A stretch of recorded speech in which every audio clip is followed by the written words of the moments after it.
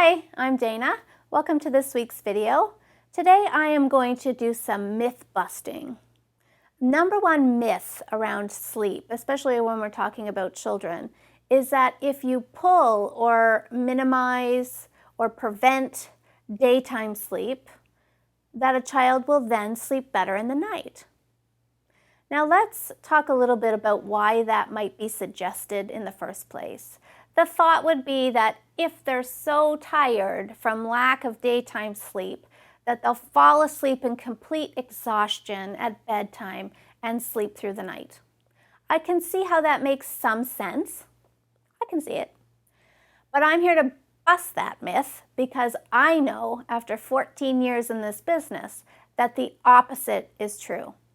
That the more you restrict or prevent or pull daytime sleep, the worse nighttime sleep gets.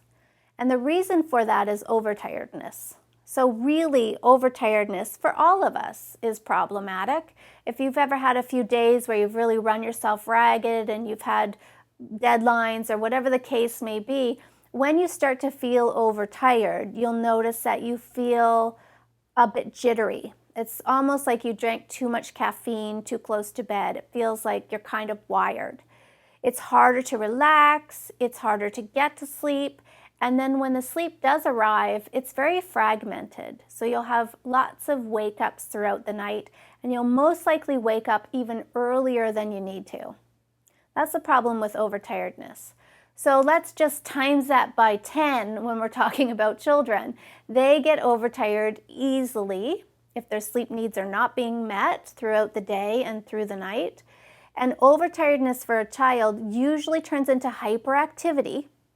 That's an important thing to keep an eye on. If you've got a child who's racing around like a little spinning top, laughing, being silly, crying the next second, it's almost, it kind of looks a little manic, right? They get into this mode where they're just like, nothing's satisfying them, but yet they're being like cute and hilarious at the same time.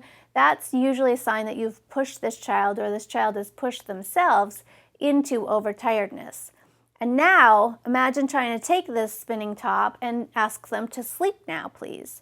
It's very challenging. It's very difficult for a child who's become overtired to fall asleep in a timely manner. It makes sense. So, sleep begets sleep. It absolutely does. I will argue that till I am blue in the face because I know that it's true.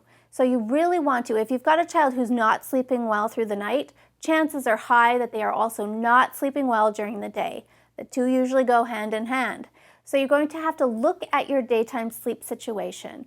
And first of all, ask, is your child falling asleep independently? Because that's the golden rule to a child sleeping well, is that they're falling asleep independently. And then making sure that they're getting good quality sleep, age-appropriate sleep. And if you want a clear outline of what that looks like, check out my blog or pick up a copy of the Sleep Sense program. I've got charts in there that outline the ages and the needs of each age group as far as sleep goes. And once you get your child sleeping well, big picture, both daytime and night, you'll find that they're well rested, they're happy, they're content. I mean, there's so many wonderful qualities to having a child who sleeps well. It's really worth the effort. Thanks so much for watching today. Sleep well.